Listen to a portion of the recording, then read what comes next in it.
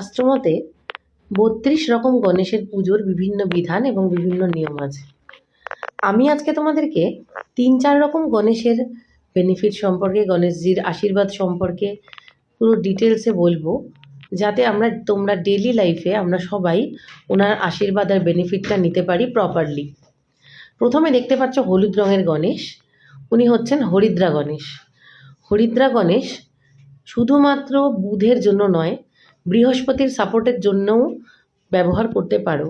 যারা জানো তাদের জন্ম চার্টে বৃহস্পতি খারাপ, তারা হরিদ্রা গণেশ পুজো করো অবশ্যই। তার বিধি আর ছোটোখাটো যার নিয়ম আছে আমি বলে দিচ্ছি।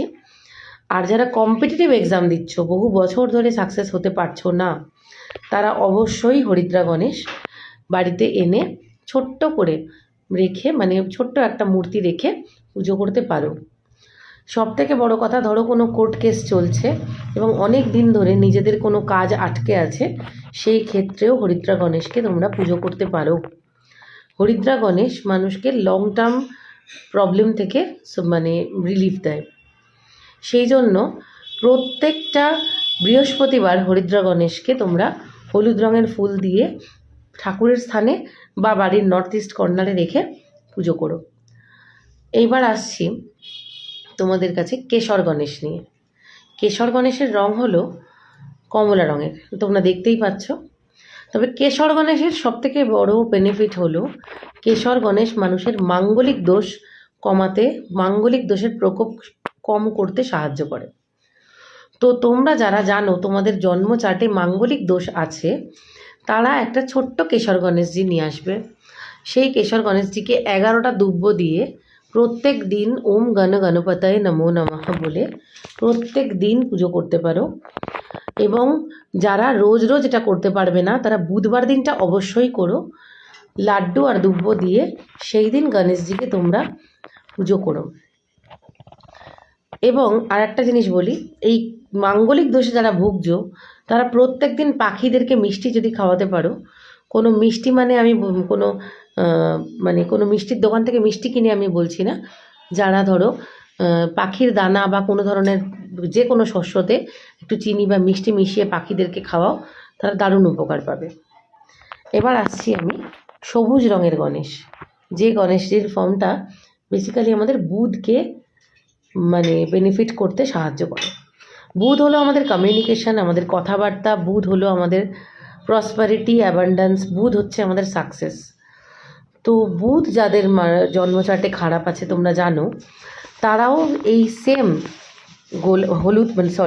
সবুজ রঙের গণেশজিকে নিয়ে এসে পুজো করতে পারো। মন্ত্র সব একই, শুধু ভালোবেসে পুজোটা করলেই হবে। দেখো, 10 বার যে পুজো করছে আর একবার যে পুজো করছে, তার মধ্যে কিন্তু কোনো ঈশ্বর, কোনো দেবতা ভেদভাব করেন না, কারণ উনি সমদর্শী। কিন্তু আমরা যদি আলাদা আলাদা বেনিফিট চাই, আমাদের উচিত আলাদা আলাদাভাবে যদি আমরা সেই ঠাকুরের সেই মূর্তিটাকে ম্যানিফেস্ট করে পুজোটা করতে পারি, সেক্ষেত্রে তার ফলটা অনেক বেশি স্ট্রং হয় বলে আমরা মনে করি। কারণ ভগবানকে তো আমরা বিশ্বাস করি, আমরা তো কেউ চোখে দেখিনি। তো সেই বিশ্বাসেই আমি তোমাদের বলছি, যার যে সমস্যাটা চলছে সে সেই অনুযায়ী যদি গণেশজিকে পুজো করতে পারো। গণেশজিকে প্রতিষ্ঠা করতে হবে না, একটা ছোট্ট গণেশজিকে নিয়ে এসে সুন্দর করে নিজের ওয়ার্ক প্লেসে, নিজের পড়ার টেবিলে, নিজের পরিষ্কার পরিচ্ছন্ন ঠাকুরের জায়গায় ওনাকে পুজো করো। উনি আমাদের বাড়ির মেম্বার, ওনাকে শুধু বলো তোমার প্রবলেম, তাহলেই হবে। এক গাদা আচার বিচার কোনো প্রয়োজন নেই, ভালোবাসলেই গণেশজি খুশি। তবে অনেকের বাড়িতেই আমি দেখেছি কালো রঙের গণেশ তারা রাখো, কালো রঙের গণেশকে পুজো দাও। কালো রঙের গণেশকে পুজো দেওয়ার আগে তোমাদেরকে বলে দিই, অবশ্যই দেখো সেটা যেন তান্ত্রিক গণেশ না হয়। তান্ত্রিক গণেশ কিন্তু এইরকম সাধারণভাবে পুজো করা যায় না, ওনাকে বাঁ হাতে পুজো করতে হয়, উনি উচ্ছিষ্ট গণেশ। কালো গণেশ সবথেকে বেশি আমাদের জীবন থেকে নেগেটিভিটিকে অ্যাবজর্ব করে নেয়। ওই কালো গণেশের পুজোর নিয়ম এরকম স্বাভাবিক সাধারণ নয়। যারা কালো গণেশ বাড়িতে পুজো করছো, যদি তারা জানতে চাও যে কিভাবে সেটা করতে হবে, আমায় কমেন্ট করে বলো। আমি তোমাদেরকে কালো গণেশের বা তান্ত্রিক গণেশের পুজোর বেনিফিট, পুজোর কিভাবে করতে হয়, তার উপাচার সম্পূর্ণভাবে আলাদা। সো তোমরা ওটা আলাদা করে আমার থেকে জানতে পারবে।